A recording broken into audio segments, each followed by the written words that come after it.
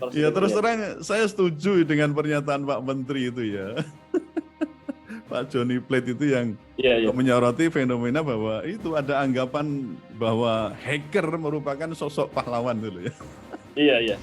Hacker dikatakan merupakan sosok pahlawan dalam kasus kebocoran data. Ini sebenarnya kalau saya amati itu ya, jujur saya katakan ini pernyataan yang fatal dan keliru. Kenapa begitu? Karena aktivitas apapun yang berkaitan dengan memperoleh data pribadi secara tidak sah itu merupakan tindakan pidana. Dan apa? Ya akhirnya sebenarnya kita pun berpotensi untuk dirugikan loh Mas. Karena apa ya? Betul. Dengan memanfaatkan data itu tadi saya sebutkan ada 6 tujuan yang bisa dimanfaatkan oleh hacker tadi. Ini kan berbahaya sekali. Betul sekali. Maka saya kira tidak tepat lah jika kita itu menganggap hacker itu sebagai pahlawan. Dan apalagi kok kita sampai tadi mengeluh-elukan itu. Tapi kan ini indikasi kehilangan trust itu ya pemerintah. Ya, jadi sebaliknya kita itu justru harus mengkritisi, menuntut dan mendorong pemerintah untuk lebih serius memproteksi keamanan data pribadi dan juga data kenegaraan yang sifatnya rahasia tadi. Supaya trust pemerintah itu tidak semakin anjlok. Betul. Dan saya juga ingatkan itu ya terkait dengan permintaan pemerintah untuk supaya Djorka itu tidak menghack itu, dia malah membalas begitu kan, my message to Indonesian government, stop being an idiot. Jadi dia mengatakan pesan saya untuk pemerintah Indonesia, berhentilah jadi orang yang bodoh gitu loh. Jadi itu kan repot sekali ya. Tamparan itu hinaan gitu ya. Iya loh. Bisa kita maknai begini loh Mas. Apakah kita ini nggak sadar jika kita pun bisa dikatakan idiot karena apa? Telah menjadikan hacker itu sebagai pahlawan.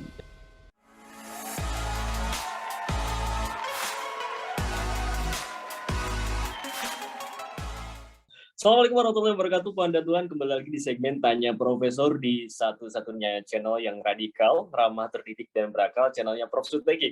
Dan seperti biasa di samping saya sudah hadir Profesor Suteki. Assalamualaikum Prof. Suteki. Waalaikumsalam warahmatullahi wabarakatuh. Alhamdulillah, Prof. Suteki, ini meskipun hari Ahad ini kita terus produksi konten, karena ini benar-benar viral, Prof. Ya. Jadi terkait dengan Djorka, ya, hacker yang bocorkan nggak cuma data rahasia Jokowi sebetulnya, tapi bocorkan juga data NIK, data yang lainnya, termasuk data pribadi Menkominfo itu, Pak Joni. Gitu. Izin saya bacakan, Prof, satu berita yang cukup berseliweran di sosial media. Ini terkait Djorka yang bocorkan data rahasia Jokowi. Nah, sampai BSSN itu buka suara. Ini saya ambil dari CNBC. Badan Siber Sandi Negara (BSSN) mengungkapkan pihaknya telah melakukan berbagai upaya menyikapi adanya kebocoran data rahasia negara yang saat ini ramai dibicarakan khalayak. Djorka, hacker pembobol yang menjadi topik hangat pembicaraan saat ini, diketahui berhasil membobol 1,3 miliar data registrasi SIM card ya. Dan saat ini mengancam target selanjutnya yang akan dibobol adalah data rahasia negara. Menanggapi hal tersebut, BSSN mengungkapkan bahwa telah melakukan penelusuran terhadap beberapa dugaan insiden kebocoran data yang terjadi, serta melakukan validasi terhadap data-data yang dipublikasikan. Artinya terkait dengan kebocoran ini tidak disangkal, ya, bisa dipastikan atau patut diduga ini memang benar terjadi, Prof. Nah, kemudian juga sebetulnya yang menariknya itu muncul juga berita dari Kompas, Prof.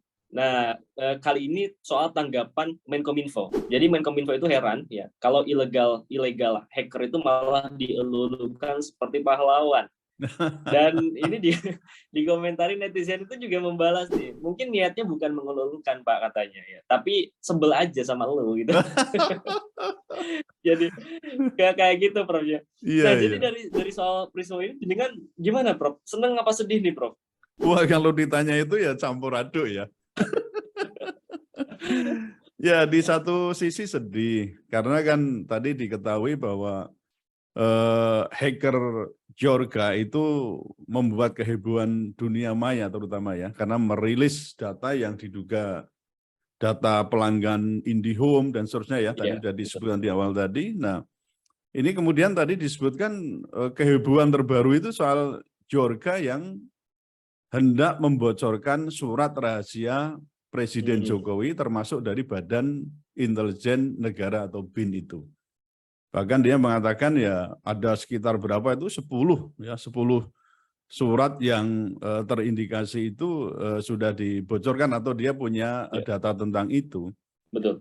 Nah, dalam hal ini menurut saya ya, saya sebagai warga negara yang baik begitu ya. Ya, artinya ini mengerikan sekali ya. Kalau terbongkar rahasia negara sampai ke persoalan Jokowi atau mungkin juga saya juga lihat tadi di pemberitaan sampai ke pemerintah daerah pun itu ada terancam untuk dihack juga. Nah, ini berarti kan akan ada guncangan yang sangat besar. Nah, jadi ini pertanyaan kita selanjutnya kan apakah ini pekerjaan yang sifatnya ini lokal atau mungkin juga internasional dan apa sebenarnya misi yang akan dibawa itu. Nah, terkait dengan kepentingan pribadi, kita juga perlu khawatir loh Mas tentang pencurian data pribadi. Karena apa? Ini bisa digunakan hacker itu untuk berbagai kepentingan. Saya mencatatnya ada sekitar 6 ya kepentingan yang atau tujuan hacker itu meretas data itu. Yang pertama adalah profit. Itu untuk keuntungan pribadi, organisasi, perusahaan atau lembaga tertentu. Misalnya taruhlah misalnya perbankan misalnya kan ada data yang bisa disebar untuk ditawari macam-macam lah ya, apa kredit atau mungkin juga meretas soal PIN bank ya, itu bisa jadi jebol semua itu. Lalu yang kedua adalah data analysis ya untuk kepentingan analisis data, misalnya tentang data mining ya, tentang profiling dan seterusnya itu. Lalu yang ketiga yang disebut dengan low bug bounty price. Itu karena apa? Hacker itu kecewa terkait dengan reward yang diperoleh. Lalu yang keempat itu adalah aspek politik, persaingan antar kelompok dan juga kompetitor. Nah, yang kelima ini bisa juga tujuannya adalah untuk penipuan. Nah, itu lalu yang keenam itu telemarketing. Itu data pribadi itu bisa diperjualbelikan untuk telemarketing itu. Itu di satu sisi. Di sisi lain ya saya ya dalam tanda kutip senang ya karena kerjaan hacker itu seperti saya katakan peringatan dini ya agar kerja pemerintah itu lebih baik, lebih cermat dan lebih canggih ya sehingga apa yang kita punya namanya big data. Wah ini big data ya, ingat dengan Pak LBP ini. Big data itu betul-betul terproteksi dan tidak mudah dihack, dimanipulasi dan juga dicuri serta diperjualbelikan oleh orang-orang yang jahat. Nah, pemerintah tentu dalam hal ini kan tidak boleh kemudian ya tujuan antaranya supaya pemerintah tidak jumawa ya. Hanya berpikir kerja tapi tidak banyak berpikir bahwa musuh itu kadang-kadang kita lihat lebih canggih dan juga lebih licik gitu. Betul. Oke, baik. Prof, ini kan bisa dipastikan dugaan kuatnya memang isu kebocoran ini benar, Prof. Benar nih. Apa yang jenengan komentari kali ini dari perspektif hukum, Prof, dari data ini, Prof? Ya kalau kita ngomong soal isu ya, isu itu kan ada dua kemungkinan. Isu itu benar atau sebaliknya itu isu tidak benar secara keseluruhan. Ya kita harus fair saja lah ya. Karena apa ya? Boleh jadi tadi isu ini memang digelontorkan untuk apa sebagai sarana untuk ancaman gitu ya kepada pihak tertentu bahwa ini loh saya punya kekuatan yang bisa memporak-porandakan. Nah ini nanti akan ada bargaining position kayak begini Mas. Biasanya akan dipakai. Jadi saya kira Djorka itu tidak bekerja sendiri. Ini juga mungkin bisa dikatakan mafia internasional yang nanti bisa kepada negara kita nanti ada take and give atau bisa dikatakan di situ ada posisi bargaining position begitu. Nah itu kan Burja mengaku telah berhasil mencuri data pemerintah Indonesia ya baik yang menyangkut tentang rahasia negara maupun data pribadi warga negara. Tadi saya sebutkan ada 10 surat yang diunggah Djorka di forum Bridge itu ada misalnya begini soal surat rahasia kepada presiden dalam amplop tertutup dengan pengirimnya yaitu BIN ya BIN RI dan penerimanya presiden. Ada lagi surat rahasia kepada Mensesnek dalam amplop tertutup pengirimnya Badan Intelijen Negara atau BIN. Sampai kemudian sampai 10 yang terakhir itu mengenai penunjukan PLH Deputi Hukum dan Peraturan Perundang-undangan itu ya, itu tanggalnya 2 sampai 9 Agustus 2019 atas nama Hayu Sihwati SHMH dengan pengirimnya adalah Sekretaris Kementerian Sekretariat Negara. Jadi kalau kita rinci kayak gitu kan loh, surat-surat sepenting itu sampai bocor itu loh, diketahui. Nah memang dalam hal ini belum diketahui apakah contoh-contoh surat yang diumumkan oleh akun Borju itu benar-benar bersumber dari pemerintah. Nah, namun dalam hal ini prinsipnya kan pemerintah juga sudah menyampaikan tanggapan terhadap unggahan akun Borju Jorka. Jorka itu. Misalnya ditegaskan oleh Kaset Press ya, Heru Budi Hartono ini bahwa tidak ada dokumen surat menyurat Presiden Jokowi yang terkena hack. Ya coba, berarti ini kan ada dua sisi informasi yang harus kita juga perhatikan. Maka tadi saya katakan, ini pun kita tidak bisa mengatakan bahwa ini 100% betul. Mungkin sebagian benar, mungkin sebagian betul. Nah, oleh karena itu menurut saya, pemerintah harus juga proaktif. Ya. Karena ini kan, kalau kita ngomong soal pencurian data, meretas data ini yang termasuk pelanggaran hukum. Maka pemerintah itu harus proaktif, meyakinkan kepada masyarakat bahwa rahasia negara dan data pribadi warga negara itu aman. Nah, lalu kemudian kalau ada indikasi peretasan data, ya menjadi kewajiban pemerintah untuk apa? Segera menginvestigasi dan menyeret pelaku dengan bekerja sama. Tentu kalau kita hubungan internasional ya kita bekerja sama Interpol ya, secara internasional itu harus dilakukan. Kalau tidak ya repot ini, nanti masyarakat semakin tidak percaya atau semakin antras ya, yang terjadi begitu pada pemerintah.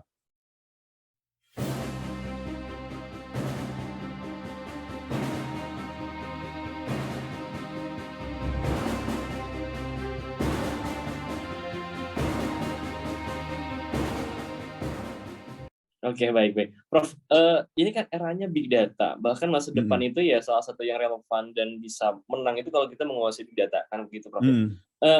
Bagaimana ilmu hukum itu membahas terkait dengan kedudukan dari data, apalagi data masyarakat nih, Prof? Jadi prinsipnya negara itu kan wajib ya melindungi data masyarakat dengan menggunakan sarana hukum itu. Jadi tidak boleh ada data pribadi yang prinsipnya itu lalu diperjualbelikan oleh orang lain tanpa persetujuan yang bersangkutan.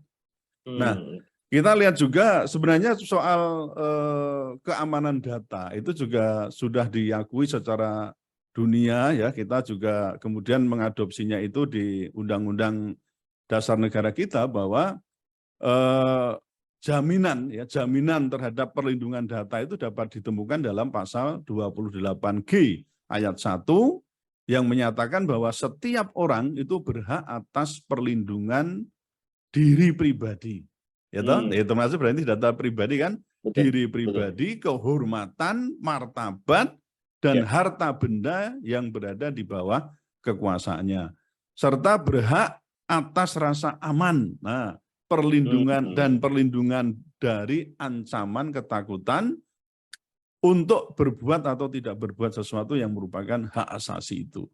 Nah, jadi ini yang kita temukan di konstitusi. Jadi untuk keamanan data pribadi sebenarnya merupakan hak asasi kita yang kita boleh menuntut pada negara untuk mendapatkan perlindungan. Nah, apalagi kita juga sudah meratifikasi ya Covenant on Civil and Political Rights itu dengan Undang-Undang Nomor 12 tahun 2005 yang menegaskan bahwa ada kewajiban pemerintah Indonesia untuk melindungi privasi dan data pribadi warga negaranya. Tapi dalam kenyataan kita juga menemukan fakta tadi bahwa ternyata jual beli data itu termasuk hal yang sangat sensitif, terutama ya data pribadi tadi, apakah menyangkut nama lengkap, nomor induk keluarga ya, nomor KK maksudnya, lalu ada alamat lengkap, nomor handphone, usia, jenis kelamin, bahkan soal ini ya riwayat penyakit dan seterusnya itu kan bisa diperjualbelikan untuk dalam rangka ya tadi saya katakan untuk profiling tadi. Nah bahkan kalau menurut keterangan ini ya dari Direktur Eksekutif SafeNet Damar Juniarto itu diungkap bahwa kebocoran data pribadi Indonesia itu di tahun 2002 itu sudah terjadi bukan hanya sekali tapi tercatat sudah 7 kali. Wow. Nah, ini kan repot juga ini. Iya, iya. Nah, oleh Iya. karena itu sebenarnya dari sisi hukum kita kan sudah memberikan pagar gitu lah ya untuk pengamanan itu, misalnya kita dengan Undang-Undang Nomor 11 Tahun 2008 tentang ITE itu ya, itu di pasal 26 ayat 1 disebutkan bahwa penggunaan setiap informasi melalui media elektronik yang menyangkut data pribadi seseorang harus dilakukan atas persetujuan orang yang bersangkutan. Nah, ini lalu diterjemahkan dalam PP dan seterusnya. Kemudian kita juga lihat di kalau ada pelanggaran itu ya, pelanggaran terhadap data pribadi itu misalnya dituangkan dalam pasal 40 Undang-Undang Nomor 36 Tahun 99 itu tentang telekomunikasi ya. Itu disebutkan bahwa setiap orang dilarang melakukan kegiatan penyadapan atas informasi yang disalurkan melalui jaringan telekomunikasi dalam bentuk apapun. Nah, kalau ini dilakukan, maka ada ancaman pidananya, Mas.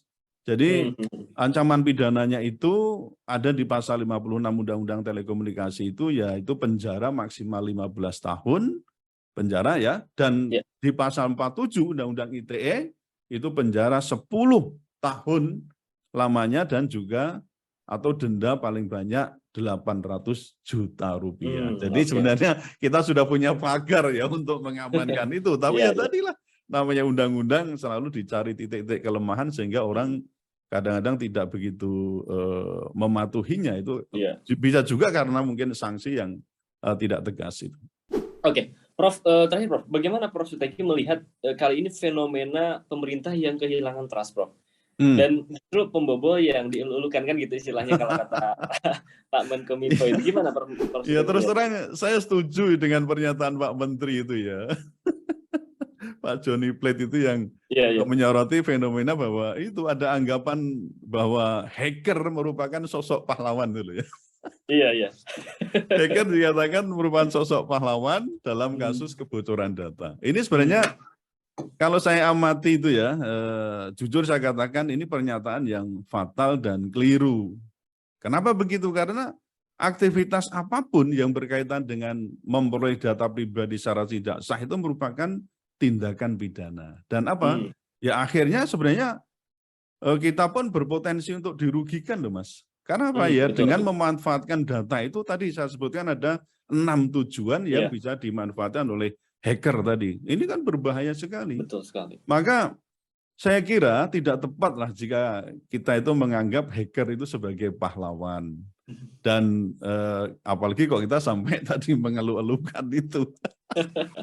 Tapi kan menurut saya indikasi kehilangan trust itu ya pemerintah. Ya, jadi sebaliknya kita itu justru harus mengkritisi, menuntut dan mendorong pemerintah untuk lebih serius memproteksi keamanan data pribadi dan juga data kenegaraan yang sifatnya rahasia tadi. Supaya trust pemerintah itu tidak semakin anjlok gitu. Betul. Dan saya juga ingatkan itu ya terkait dengan permintaan pemerintah untuk supaya Djorka itu tidak menghack itu, dia malah membalas begitu kan, my message to Indonesian government, stop being an idiot. Jadi dia mengatakan pesan saya untuk pemerintah Indonesia, berhentilah jadi orang yang bodoh itu loh. Nah, itu kan repot sekali ya. Tamparan itu hinaan sudah. Iya loh. Ini bisa kita maknai begitu loh Mas. Apakah kita ini nggak sadar jika kita pun bisa dikatakan idiot karena apa? Telah menjadikan hacker itu sebagai pahlawan. Oke. Baik. Prof Suteki, ya terima kasih atas waktunya dan juga atas pemaparan yang luar biasa. Ya, ini terkait dengan kasus Djorka yang bocorkan data rahasia sampai kemudian dikomentari oleh Kominfo. Ya, baik. Ya, jangan lupa Bapak dan Tuhan yang menonton ini tetap like, comment, share dan juga subscribe channel Prof Suteki karena kita senantiasa akan mengulas sesuatu yang viral dalam satu kacamata yang radikal. ramah, terdidik, dan berakal. Ya, dan terima kasih. Saya pamit undur diri. Assalamualaikum warahmatullahi wabarakatuh. Waalaikumsalam warahmatullahi wabarakatuh.